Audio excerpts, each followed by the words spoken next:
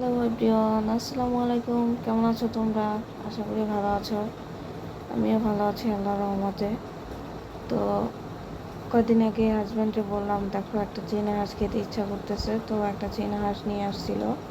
তো সেটা কেটে কুটে রান্না করে খেয়ে নিছি। তোমাদের সাথে ভিডিও শেয়ার করি নাই। তো সেটা 10 দিন আগে। তো হঠাৎ করে আবার ইচ্ছে হলো একটা পাতি হাঁস খাওয়ার জন্য। তো হাজব্যান্ডে বললাম, দেখো আমার না একটা পাতি হাঁস খেতে ইচ্ছা করতেছে, নিয়ে আসো। হাজব্যান্ড বলতেছে, ঠিক আছে নিয়ে আস মনে, সমস্যা নাই। তো মা বাড়ি থেকে আসার পর থেকে আমার চীনা হাঁস খাইতে ইচ্ছা করছিল। তো চীনা হাঁসটা আনছে, আনার পরে ওইটা খাইছি। খাওয়ার পরে আবার হঠাৎ করে মনে পড়ছে যে আবার হাঁস খাইতে ইচ্ছা করতেছে। তো হাজব্যান্ডে বললো, মানে একটা পাতি হাঁস আইনা দাও, ওইটা খাইতে ইচ্ছা করে। তো হাজব্যান্ড বললো, আচ্ছা ঠিক আছে। তো কি আর করার, তো বলছি তার 2 দিন পরে একটা পাতি হাঁস নিয়ে আসছে। তো নিয়ে আসছে, আমি তো দেখে খুবই খুশি যে আমি বলছি বলার সাথে সাথে নিয়ে আসছে। তো হাজব্যান্ডে বললাম, হাজব্যান্ড থ্যাংক ইউ, তুমি আমার মনের কষ্ট বোঝো, মনের বোঝো। আমি যখন যেটা চাই সেটাই তুমি এনে দেওয়ার চেষ্টা করো, এর জন্য তোমাকে অনেক ধন্যবাদ। তো আনার পরে শুরু করে দিয়েছি কাজ স্টার্ট, রান্নাবান্না করার জন্য। তো হাঁসটা কিন্তু ড্রেসিং করে নিয়ে আসছে।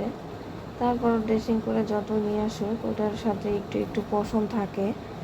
তো এটাকে আমি ভালো করে ধুয়ে, আর এখানে আরেকটা কথা, যেদিন আনছে ওই দিন কিন্তু আমি কাটি নাই, ওই দিন আমি নর্মাল ফ্রিজেই রেখে দিছি। তো রেখে দিছি যে ওই দিন ভালো লাগতেছিল না, যে এখন কাটতে ইচ্ছা করতেছে না, কালকে কাটবো। তো ওই দিন আর কাটি নাই। তার পরের দিনে ওটা নামায়া মানে ভালো করে ধুয়ে, তারপরে হাত দিয়ে আবার শোন আছে না, শোন দিয়েও একটু বাছার চেষ্টা করছি। মানে যতই ড্রেসিং করে দেখ, মানে হাঁস বলে কথা। তো হাঁসের গায়ে যতই আপনি পরিষ্কার করেন না কেন, একটু না একটু লোম থেকে যাবে। তো আমি কি করলাম, লোম মানে চেষ্টা করছি অনেক। তারপরে ওটাকে ভালো করে আগুনে সেকা দিয়ে দিয়ে ওটাকে পুড়ছি। ওটার মানে হাঁসের গায়ে না প্রচুর তেল ছিল। আমি যখন মানে হাঁসটা মানে পশম পোড়ার জন্য গ্যাসের উপরে দিছি, তখন মানে হাঁসের থেকে এত পরিমাণে তেল বের হইছে, মানে পুরো গ্যাসের চুলা আমার একদম তেলে মাইখা গেছে, মানে এত পরিমাণে তেল মানে হাঁসটার গায়ে ছিল।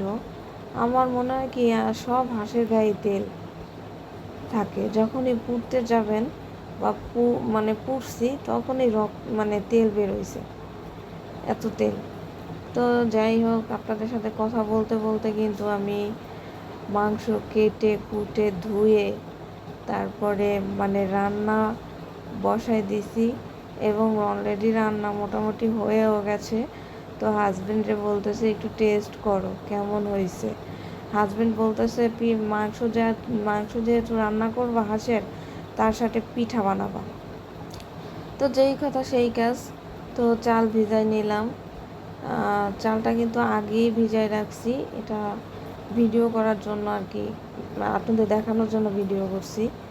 আগেই চালটা ভিজাই রাখছি। তো চালটা ভিজাই রাখার পরে প্রায় 1 ঘন্টার মতো রাখছি, যাতে চালটা একদম ভালোভাবে মানে হয়ে যায়। নরম হয়ে গেলে ব্লেন্ডারে দিলে খুব তাড়াতাড়ি হয়ে যায়। আমার আবার ব্লেন্ডার নাই, আমার জুস বানানো ব্লেন্ডার আছে। তো ওইটা দিয়েই আমি সব কাজ সারি। এখনও ব্লেন্ডার কেনা হয় নাই, ইনশাল্লাহ কিনবো সামনে। আপনারা দোয়া করেন। আর আমার পেজের যাতে আমি মনিটাইজেশনটা খুব তাড়াতাড়ি পেয়ে যাই, সেই দোয়া করবেন। আপনারা পাশে থাকবেন, সাপোর্ট করবেন। আপনারা সাপোর্ট না করলে আমাদের মতো ছোট ইউজাররা কীভাবে উপরে উঠবে। অবশ্যই আমাদের সাথে থাকবেন, পাশে থাকবেন, এবং আমার ভিডিওটা যদি ভালো লাগে অবশ্যই লাইক কমেন্ট শেয়ার করবেন। আপনাদের কাছে এই একটাই অনুরোধ, এটুকুই অনুরোধ যে আমার ভিডিওটা দয়া করে লাইক শেয়ার কমেন্ট করবেন। আর আমার ভিডিওতে হয়তো বা অনেক সময় ভুল হতে পারে, কথায় ভুল হতে পারে। তো এইটা কিছু মনে করবেন না, ক্ষমা সুন্দর দৃষ্টিতে দেখবেন। তো এদিকে কথা বলতে বলতে দেখেন আমি কিন্তু পিঠাও ভাজতেছি। মাংস রান্না হয়ে গেছে, এখন আমি পিঠা ভাজতেছি। অতএব এখন পিঠাও ভাজা শেষ, মাংস রান্না শেষ। তো হাজব্যান্ডে দিচ্ছি, মেয়েকে দিচ্ছি, ওরা খেয়ে মানে রিভিউ দিবে যে কেমন হয়েছে আমার হাঁসের মাংস রান্না করা।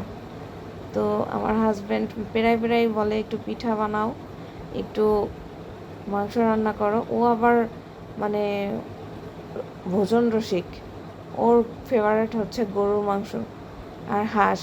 আমার মেয়েটাও হাঁস পছন্দ করে, গরুর মাংস ওই যে দেখেন আমার হাজব্যান্ড কিন্তু রিভিউ দিচ্ছে, অনেক টেস্ট হয়েছে, মেয়েও বলতেছে হাজব্যান্ডও বলতেছে। তো আপনারা অবশ্যই অবশ্যই আমার ভিডিওটা ভালো লাগলে লাইক কমেন্ট শেয়ার করবেন এবং আপনারা ভালো থাকবেন, শরীরের যত্ন নেবেন, দোয়া করবেন।